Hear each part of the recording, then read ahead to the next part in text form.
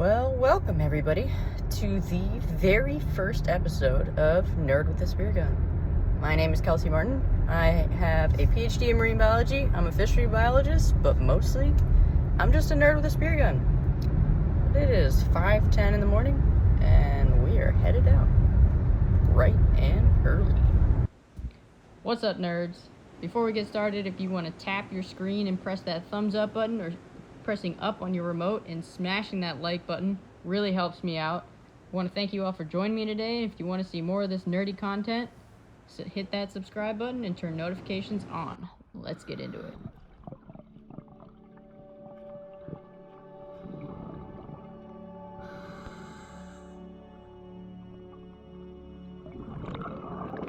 Big shout out to my buddy TK, which you can just see coming here on the screen.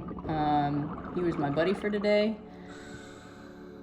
We went out of Dolphin Island, Alabama for this trip, hitting some of these artificial reefs. As you can see, it's sort of, this is kind of like a weird pipe structure, but we were also dropping on pyramids or double pyramids as well. So.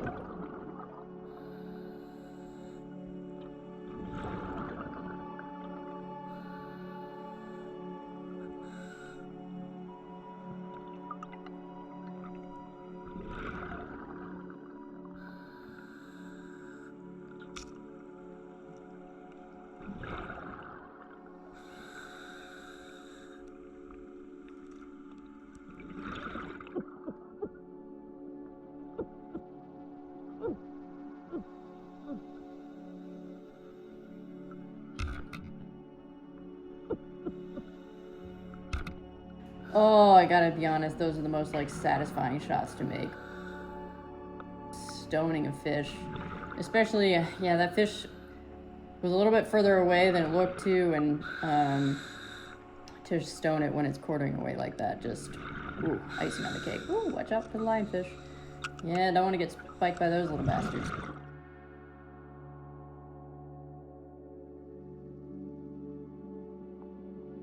Literally just went out of season yesterday, which is really sad because they are very tasty. And that one actually probably would have been around 10 pounds, which is a really good size for a triggerfish.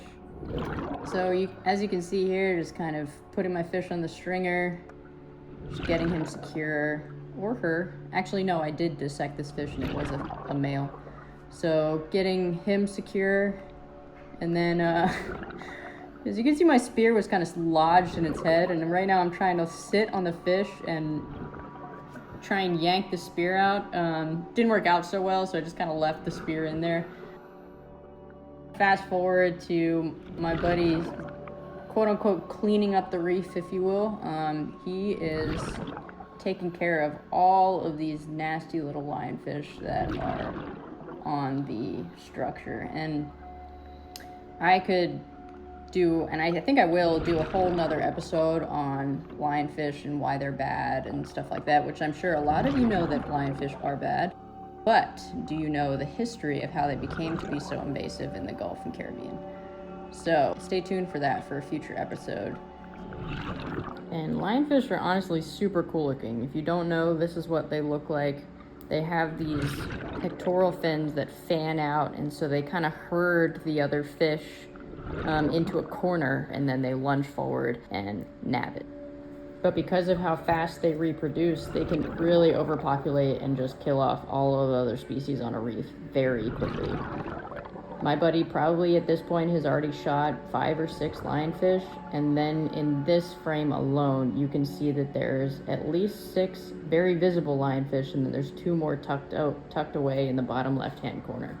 And he's putting them to what's called a Zookeeper, which is actually the brand name, and I'll link that there in the description. But very handy for cleaning up lionfish. You can shove them in the tube through a funnel while they're speared, and then you pull the spear back out, and they stay in the tube, and you can avoid their venomous spines. So over here, remember we saw that other red snapper just kind of go over this way, so I'm throwing up some sand, kind of grunting a little bit, trying to see if we can get anything to come back over to the structure, or at least see that other red snapper again so my buddy could shoot it.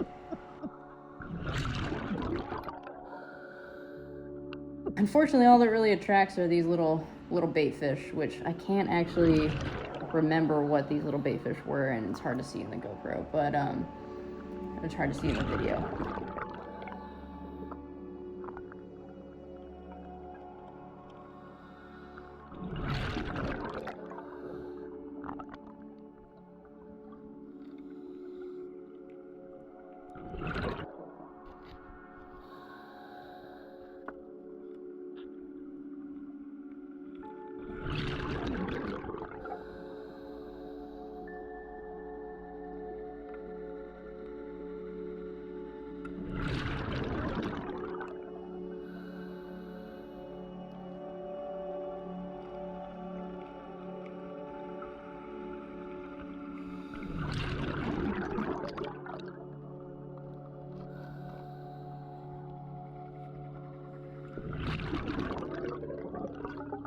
My buddy's Zookeeper is entirely full, and so he is going to send that up to the surface. He's got a little lift bag on his Zookeeper, so he'll send that up to the surface. That way he doesn't have it dangling and just getting caught on something, or it's really just kind of a nuisance when we're trying to ascend. He sends that up to the surface, and then the boat goes and picks it up. So he drops down, grabs his gun, and gives me his signal that we are ready to go. Yeah, this is a cool little spot. And it's often pretty neat that the smallest structures can sometimes have the biggest fish.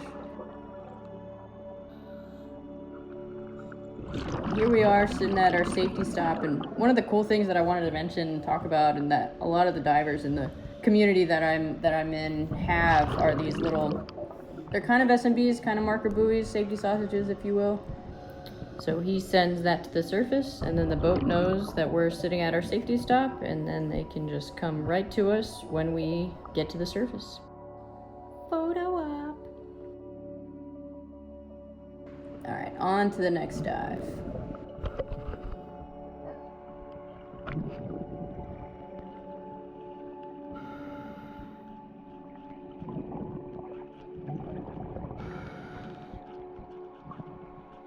You can kind of see the structure start to come into view, and you can see this fish right in front of my buddy's spear, and this is a nice red snapper hanging out above the structure. He takes a shot, misses, and then you can see it swing around. My camera kind of follows it. So then I come down on it, and honestly, I don't even know why I took this shot. The top-down shots are literally some of the worst to make, and they're also some of the most inaccurate that you can make. It's so hard to judge the angle. So I shoot, miss over the back of it. I should have been more patient and waited, but luckily, the fish, this had to be like the dumbest fish I swear I've ever seen. The fish just kind of swings around again and just hangs out. So I pointed out to my buddy, like, you need to get it. This is your fish, man. So I pointed out to him. He gets his gun reloaded while I'm trying to mess with my spear and get my shaft back on the rail.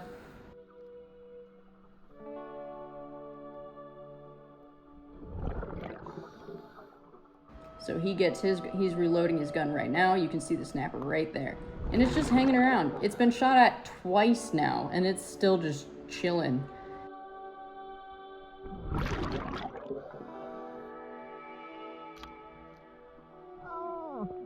My poor buddy, this entire day, he was having the worst luck with his shots. All of his shots were going high, and he wasn't sure if it was a bent shaft or a problem with his flopper, but so now this fish has been shot at twice and literally shot once, and it's still there. I know you can't see it, but it's literally right on the other side of the pyramid. So yeah, my buddy did hit it. He hit high in its back, and then the fish kind of squirmed and it tore out, which it can happen if you kind of hit like a bad shot. Sometimes belly shots will do that too, but high in the back where it's kind of just real soft meat, So he sees it through the pyramid. He actually shoots it through the pyramid because he didn't want to lose it. And you can see it kind of freaking out on the other side. So he got a really good holding shot on that 4th shot on this red snapper. Yeah, typically you don't get that many chances at a big fish like this. So I don't know, this survival of the fittest, I guess. This dude just wasn't cutting it by Darwin standards. So yeah, the fish is his shaft. So the reason the fish is just kind of chilling there because his shaft is actually lodged into the sand right now. But you know, you can see it's secure. So then I see this mangrove snapper, and that's a decent sized mangrove snapper. Nothing to write home about, but mangroves are tasty. So I line up a shot. I don't like it. I don't want my spear getting lodged in the pyramid or dulling the tip on the pyramid, or perhaps bending my shaft if he yeah. I don't want to shoot into the pyramid at all. So I come around, and I know you can't really see it. It's hard to see, but you kind of see his tail right there, and you can see my buddy's shooting line. So I line up a shot so that it goes sort of through the pyramid, but so that my shaft doesn't get stuck in it. So I line up on a shot and try and get hold of that fish really quickly because I don't want it getting tangled up in my buddy's shooting line.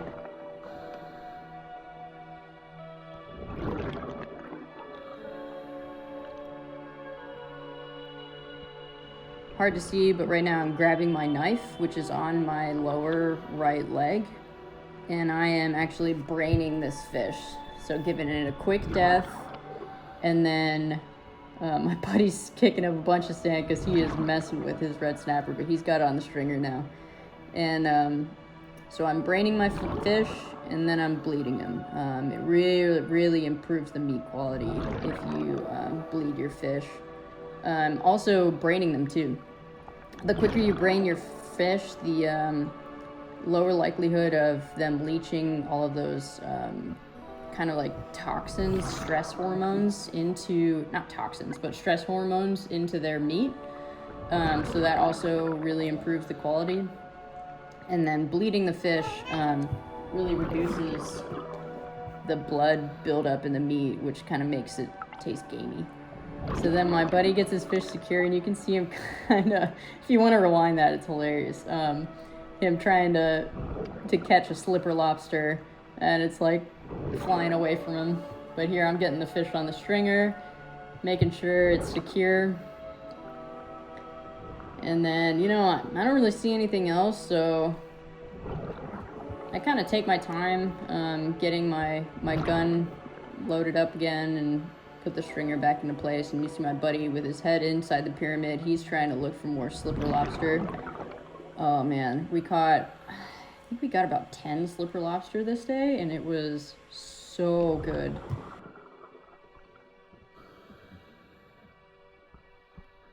And kind of the rule of thumb is, you leave the females that have eggs. You don't harvest those.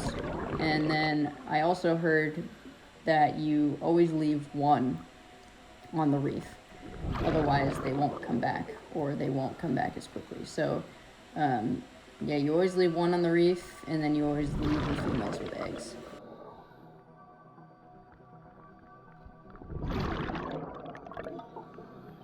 I'm getting my gun reloaded just in case we see something else. And for those of you wondering what I'm using to help me load my gun, it's called a load assist. I have 120 Rob Allen, and that's 120 centimeters band stretch, so it's a pretty long gun. I just need a little help loading it with my short little arms. And that is the end of the video. Made it back home safely, and the dock is a mess. Long line for everybody to get their boats out of the water. Now for the grand reveal of the day. But I wanted to thank you all for joining me on this new adventure that I'm going on, so I appreciate it. You guys have a good one. I'll see you next time.